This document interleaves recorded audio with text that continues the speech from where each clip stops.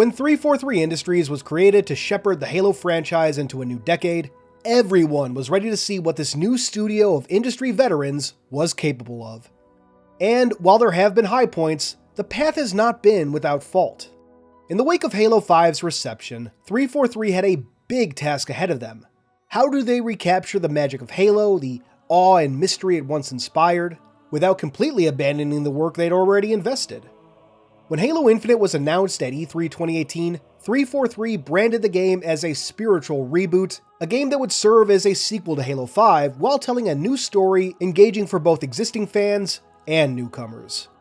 And now, as we stand at the precipice of Halo Infinite's release, we have but one question to ask. Did they succeed? Well, turns out sometimes you can have your cake and eat it too. Before we dive into the review, I want to preface everything to come with a reminder. I was given a free review copy of Halo Infinite by 343, so it's possible some of my praise has been influenced by that fact. It definitely happened with Halo 5. I hope I can provide a well thought out commentary and review of the game, but just keep that potential bias in mind as we dive into the details of Halo Infinite. With that, let's begin.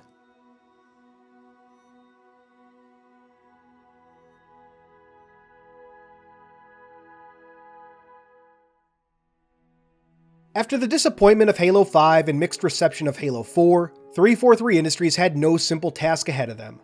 A new story was called for, one that didn't completely throw out the work that had been already laid down, while ensuring players wouldn't again feel like they were needing to read or listen to a ton of extra material.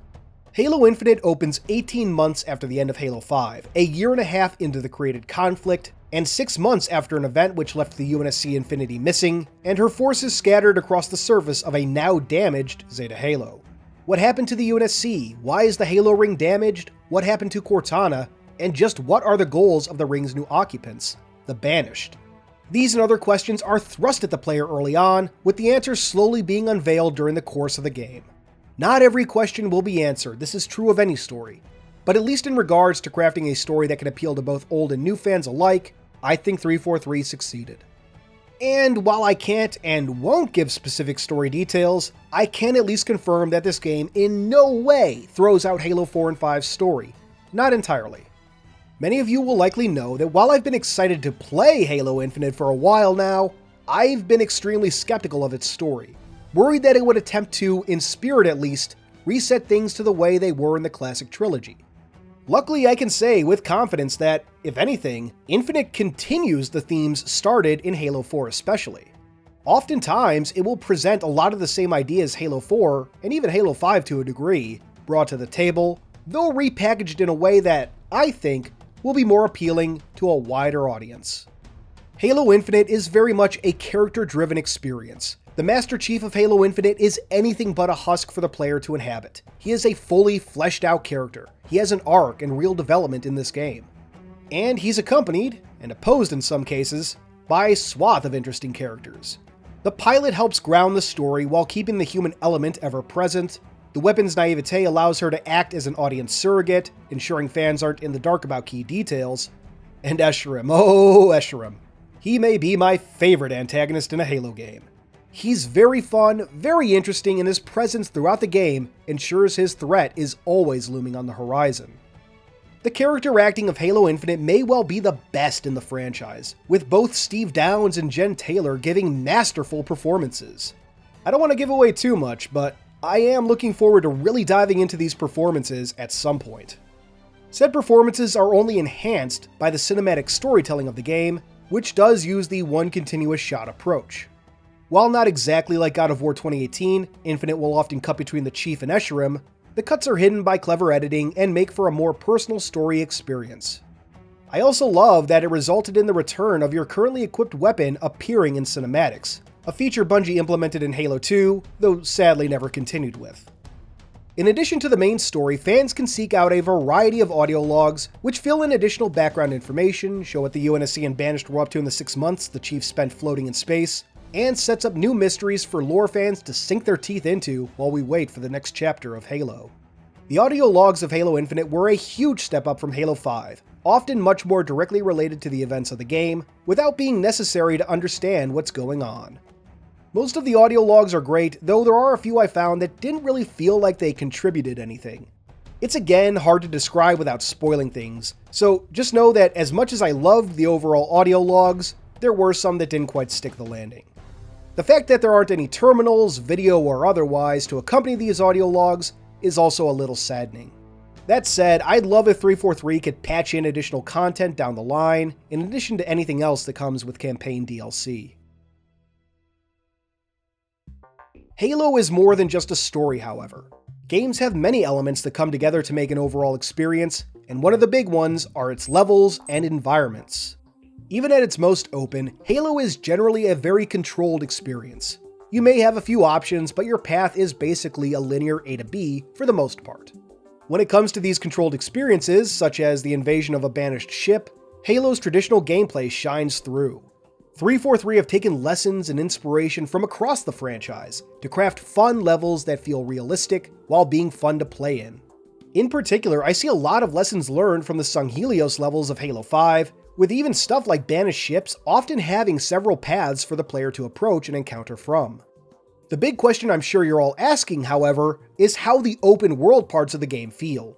Is Halo fun in a large open environment? How does the traditional Halo combat loop work in such a setting?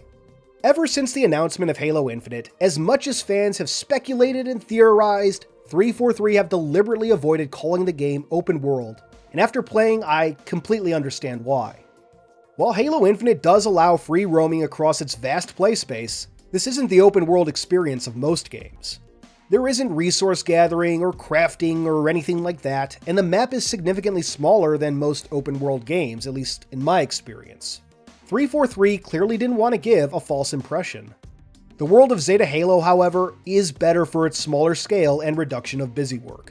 I can enjoy open world games well enough, but 343's approach has resulted in, I think, a more lively world that, despite its actual size, feels significantly larger than it actually is. It's remarkably easy to come across random banished patrols, especially in locations you won't expect, and outposts you clear of enemies can later be reoccupied. Not in a they're actively taking it back sort of way, but you can tell the banished are active on the ring and not just sitting around waiting for the chief to kill them. Off in the distance too, you can clearly see signs of banished activity. This isn't to say the game is perfect, of course. The draw distances in this game aren't always great, with objects, especially environmental stuff like trees and fog, just popping into existence. You'll notice this more often when flying around the ring, but it does happen regardless. There's also a significant lack of wildlife variety in this game, with only a handful of animals appearing on the ring. Still, despite all that, the open environments of Zeta Halo landed really well with me. I think it's easy to sink hours into just exploring, especially the first time, but even on repeat playthroughs, the beauty of Zeta Halo is outstanding. Somehow, 343 made Halo's famous 30 seconds of fun work in places you wouldn't suspect it to hold up. And that, I think, is a perfect way to transition into talking about the gameplay. From the last section, you can probably guess that I found it to be pretty good overall. Halo Infinite is Halo through and through. Even with the new environments, the refocused sandbox, the added abilities, the game just feels Halo. I've talked about how, with Halo Infinite, 343 wanted to take a new approach to the weapons sandbox. Essentially, they tried to make sure every gun felt unique and had a place within the overall sandbox. While they didn't succeed with every weapon, I still actively avoid the disruptor even in campaign, the weapons do all feel rather good. I won't lie and say I don't miss the classics. It really stood out to me how odd it was not being shot at with fuel rod guns or not seeing brutes with brute shots. But the stuff I liked a lot. The same is true with grenades, with each type feeling distinct and useful in their own way. Just like with weaponry, the vehicle sandbox saw an overhaul for Infinite. Most of the vehicles are familiar staples and returning favorites, but we also see the addition of a new vehicle, the Razorback. Basically a better armored troop hog, loading up a bunch of heavily armed Marines and taking them to a banished outpost never gets boring. However, it isn't all sunshines and rainbows. As fun as driving across the ring can be, the wonkier physics of vehicles can be just as much of a boon to gameplay as a detriment. Ground vehicles like Warthogs, Mongooses, and Choppers can really easily flip over, more so than any other game to my recollection, which can discourage their use. Choppers especially got the short end of the stick for this game, losing their ability to destroy vehicles when charging in. As many people have noticed during multiplayer, the vehicles, land or air, of Halo Infinite don't really stand up to sustained fire, and this is just as true in campaign. However, I think the weaker vehicles work in this setting, as I often find fights against other vehicles extremely rewarding. I feel much more like I earned the kills. That said, the addition of the doom state to vehicles, the warning before a vehicle destroys itself if it takes too much damage, can often lead to enemies abandoning vehicles before they explode. This can be hilarious the first few times, but too often it just ends up making the fighting unsatisfactory. It doesn't feel like I destroyed something, it feels like the game stole that from me. There are ways around this, better ways to engage so you can destroy the vehicle and pilot/driver together, but it's rarely as satisfying as old games. Phantoms too have received their share of questionable changes. Putting aside my issues with the Phantom design, when they try to leave an area or escape from a player, they'll often just fade away, literally just despawning. It makes taking down Phantoms much more of a chore than anything. Not that there's much to see when you successfully destroy one. Now then, let's talk about equipment and upgrades. Halo Infinite made the bold decision to bring back equipment, a staple of Halo 3. However, like with everything else in Infinite, equipment wasn't simply thrown into the mix, with each piece carefully crafted to have a place in the sandbox. And for campaign specifically, the equipment can be upgraded with other collectibles found in the game, Spartan cores. The upgrades help keep the game fresh and interesting, along with giving a secondary goal for players to pursue. Equipment in Halo Infinite feels much more integral to the game, rather than just another item in the world. While I was sad to discover the repulsor isn't in campaign, the other items are more than enough fun on their own. The one problem I do have with equipment though is how you select it. Rather than just a single button to cycle through the available equipment, sort of like selecting your grenade in Halo 3 or 4, you press D-pad right, which then shows all your available equipment, and then you use a secondary press of the D-pad to select the specific equipment you want. This is also how grenades are selected, except you press D-pad left to open the selection. But yeah, I personally found this method would generally just get me killed, as I'd often select the wrong piece of equipment in the heat of battle, ending up dead. And believe me, the equipment in this game is pretty integral to the experience. As we wrap up this section, I did want to circle back to my comments about how the game treats Halo 4 and 5. While the story of Infinite integrates the ideas, themes, and even some story elements of Halo 4 and 5, the gameplay does not. I don't want to say too much more than that to avoid spoilers, but I hope y'all will catch my drift. After the reveal of bots in multiplayer, bots often a little too good, people discovered, expectations for campaign AI were fairly high, and I won't lie, I think 343 nailed it. The friendly Marine AI are more expressive than ever, their dialogue and quips bringing life to Zeta Halo. I've never really bonded with the Marines or soldiers or airmen and women beside me on a mission, but Halo Infinite brings these Marines to life in a way that's hard to ignore. Regularly going out of my way to save them definitely helps as well. The enemy AI are just as expressive, if not more so. Each species, even brutes and elites, feel distinct and unique. Each have their own moves, reactions, taunts, etc. When you're fighting an elite, you're not going to think, man, this is just a brute with some different moves. This is especially apparent when players get to bosses and high-value targets. Halo has struggled for years to make interesting boss fights, and while I won't say Halo Infinite nails this exactly, the bosses of this game are miles ahead of anything 343 or Halo have done before. While the addition of health meters can be a little odd at first glance, their value becomes apparent very early in the game. Naturally, things aren't perfect. Marines can be rather danger-prone, and getting them to hop into vehicles has proven difficult on more than one occasion. They'll also never drive vehicles themselves, something they would do in previous games. Maybe this is a result of the open-world nature of Halo Infinite, but it's disappointing regardless. Enemies can have their shortcomings too, though in my experience, this was most prominent with the Hunters. During my playthroughs, Hunters rarely seem to charge at me, and getting them to expose their backs is nearly impossible compared to older games. When they do charge, it rarely feels like they're broadcasting that, which I felt Hunters in previous games did. The Hunters aren't bad, but they are the one enemy that starts to feel like a boring bullet sponge. The last major topic I want to dive into is sound and audio. I don't have much to say here in detail, but I did want to emphasize how good Halo Infinite sounds to me. Each weapon and vehicle can have unique sounds to identify them, which can be useful when surrounded by enemies. It may take a little time to get used to those individual sounds, but they can be useful. The music in this game, though, is phenomenal, as I'm sure many of you already expected. Between the music from the flights, the beta, and the pre-release samples, I think fans are more than excited for the soundtrack of Halo Infinite. Best of all, the soundtrack is a mix of old and new, bringing in themes and motifs from across the franchise while mixing in some new tracks. Now, before we start wrapping things up, I did have a few additional criticisms I want to lay down. First, let's talk a little about collectibles. While I love the collectibles in Halo Infinite overall, the hunt for them can be rather frustrating. Specifically, there's a scan function that can point to primary objectives and scan for collectibles in a given area.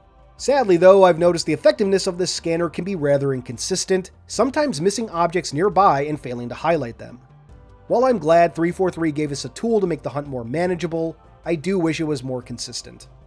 I was also sad to discover that the so-called database is just where the game keeps your audio logs and skulls. Originally, it would have also included target profiles for high-value targets, along with fob unlocks, but since those were split into their own tabs, the database is rather barren by comparison. Since it was seen in July last year, fans have been hoping for a proper in-game codex, something like what Mass Effect has, a place that holds tons of details and lore on the Halo universe for fans of all kinds to sink themselves into.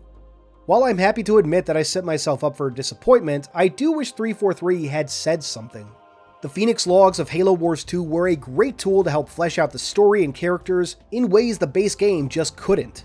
Halo is desperately overdue for an in-game codex, and I hope it's something 343 can add in the next 10 years. There is so much more I'd love to say about Halo Infinite, but we need to keep things spoiler-free, and this is already getting fairly long. So for the moment, let's examine the big question that everyone has. Is the campaign worth a full $60? For all its faults and shortcomings, I do feel that Infinite is able to rise above them. The game can be beaten in roughly 6 to 10 hours on easy, fairly average for a Halo game, but fans can easily sink over 20 hours into the open world, even more depending on how you choose to go about things. And that's the real value of Halo Infinite: choice. More so than any other Halo game, Infinite promotes player choice. There are, however, a couple issues I feel I need to mention here. First, players can no longer replay individual missions, likely a result of how the open world works. As such, things like metagame scoring and score attack are no longer part of the experience. If a player wants to replay an individual mission, they have to start the entire campaign over. Miss a collectible somewhere? Unless it was in the open world part of the game, you're going to have to start the game over entirely. There is an option to restart your current mission from the pause menu, but that doesn't really help much with this. Worse, the option to revert to a previous checkpoint has been removed. I don't know about y'all, but I use that quite regularly in past games. Whether I missed something important, screwed up a jump, or just want to get back into the game quicker after a death, the ability to quickly return to the last checkpoint has been incredibly useful in my experience. Still, with these negatives, I don't think they're enough to harm or detract from the overall game. Is Halo Infinite worth its $60 price tag? At the moment, I'm going to say yes. Overall, Halo Infinite isn't a perfect game, and that's just fine. It simply needed to be fun, enjoyable, and engaging, a first step into the next 10 years of Halo, and it does that wonderfully. The story is engaging and easy enough to follow, without completely abandoning what's been laid down before. The gunplay is as solid as ever, the level design is consistently Halo, the enemies are fun to fight, and the world is far from barren or empty. For its faults, I feel that what Halo Infinite does well outweighs its shortcomings. Overall, I'm going to give Halo Infinite an 8.3 out of 10. Definitely on the better side, though not my absolute favorite. Halo Infinite has been an interesting first step into a new world of Halo, and I'm excited to see what 343 do in its wake. There are so many possibilities for 343 to explore, and more than I'm sure I've even thought of. So that's all for now. Halo Infinite drops in just 2 days, and there will be no shortage of new topics to discuss and theorize on once it does. Until then, this has been Halo Canon, and I'll see you all on launch day. First, I'd like to give a big thank you to our Horospis patrons. First, there's Hope, then we have Freight, Discombobulated Sycophant, Man in the Dark, Keisha Dila, Daddy Anarchy, Great Scott Productions, Jumpy Sucks Balls, Lone Ronin 117, Austin Cantrell, and Ever Corrado. Thank you all for your amazing support of the channel. Next, I'd like to thank our theoretical patrons.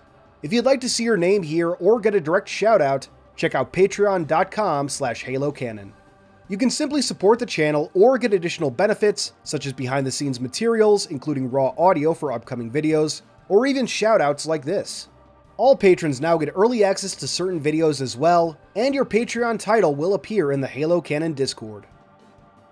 However, your continued viewership is more than enough for me.